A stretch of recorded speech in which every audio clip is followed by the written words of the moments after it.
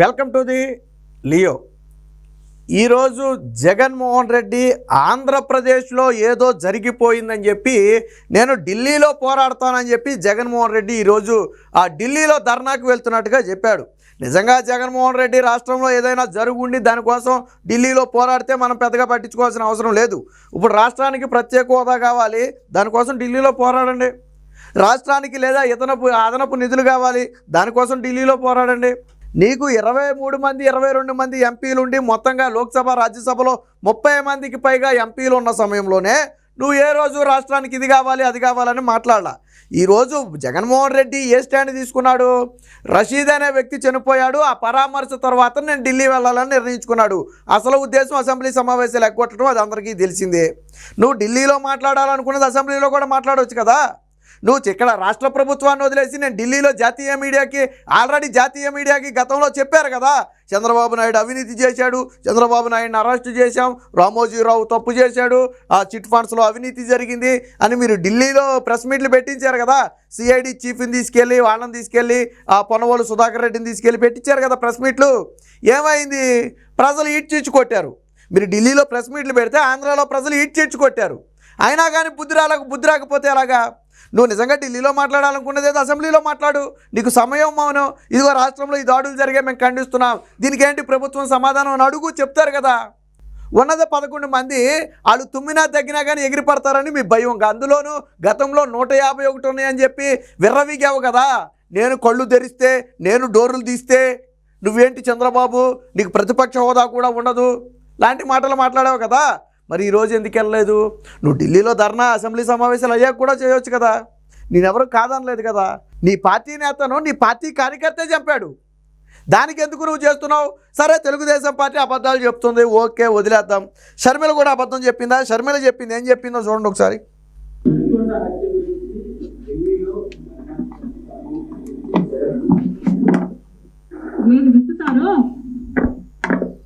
అదే కోస్తారు అని అంటారు. మరి జగన్మోహన్ రెడ్డి గారు హత్య రాజకీయాలు చేశారు, గొడ్డలి రాజకీయాలు చేశారు, హత్య చేయించిన వాళ్ళతో భుజాలు రాసుకొని తిరిగారు. మరి ఇప్పుడు సమాధానం చెప్పు జగన్మోహన్ రెడ్డి. నీ చెల్లి చాలా స్పష్టంగా అడుగుతుంది, ఏది విత్తితే అదే కోస్తారన్నట్టుగా. అసలు జగన్మోహన్ రెడ్డి నైజమే అది.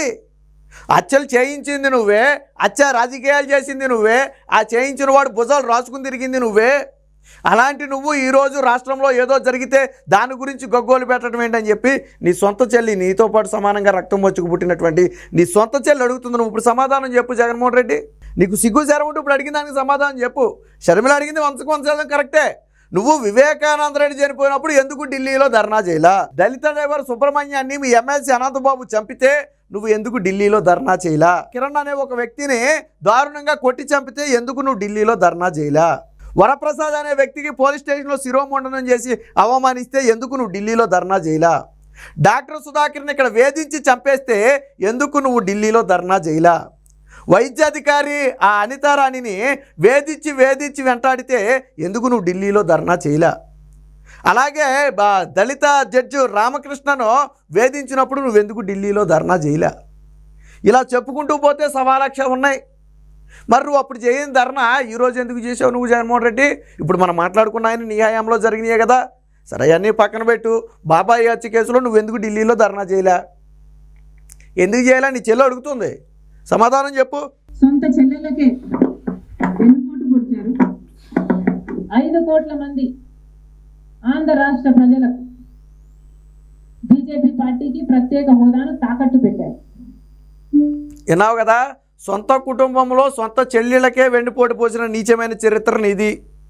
సిగ్గు ఉండాలి సొంత చెల్లితో ఇలా తిట్టించుకోవడానికి, ఇలా మాట్లాడటానికి. సిగ్గు శరం ఉన్నోడైతే మరిది బయట తలెత్తుకుని తిరగడం. మరి నీకు ఆ రెండు లేవు కాబట్టి, సిగ్గు లేదు శరం లేదు కాబట్టి నువ్వు బహుశా తిరుగుతున్నావేమో. నీ సొంత చెల్లి చెప్తుంది, మాకు వెన్నుపోటు పొడిచాడు మా అన్న అని నీ సొంత చెల్లి చెప్తుంది. దానికి సమాధానం ఉందా నీ దగ్గర?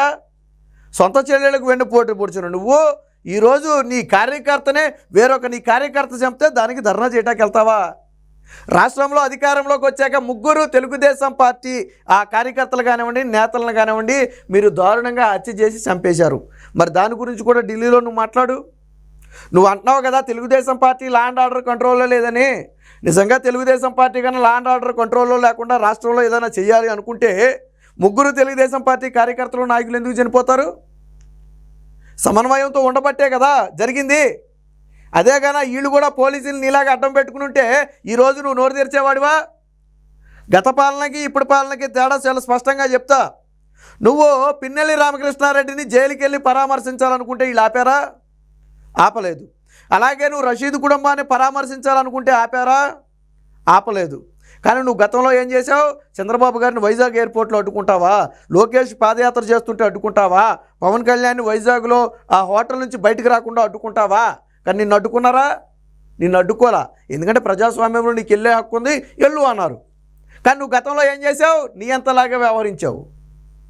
ఇద్దరికి మధ్య తేడా కనపట్లా? ఈ రెండు ఇక్కడే కనపడుతుంది కదా స్పష్టంగా. ఈరోజు నీ నోరు లేచి నువ్వు మాట్లాడుతున్నావంటే అర్థం ఏంటి? ఈరోజు నువ్వు స్వేచ్ఛగా తిరుగుతున్నావంటే అర్థం ఏంటి? ఈ ప్రభుత్వంలో నీకు కూడా ఫ్రీడమ్ ఉంది. నువ్వు చంద్రబాబు గారిని అరెస్ట్ చేసినా, టీడీపీ నేతలను వేధించినా, కార్యకర్తల మీద కేసులు పెట్టినా, వాళ్ళని చంపినా నీకు ఈ ప్రభుత్వంలో స్వేచ్ఛ ఉంది.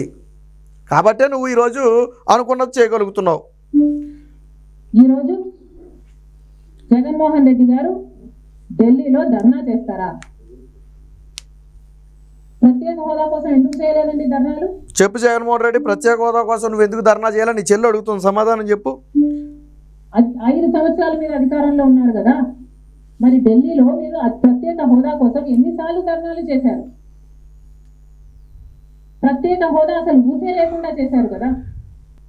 అసెంబ్లీ జరుగుతున్న సమయంలో మీరు అసెంబ్లీలో ఉండకుండా ఉండే ధైర్యం మీకు లేక ఇలా సాకులు వెతుక్కొని మీరు ఢిల్లీ వెళ్తామంటున్నారే.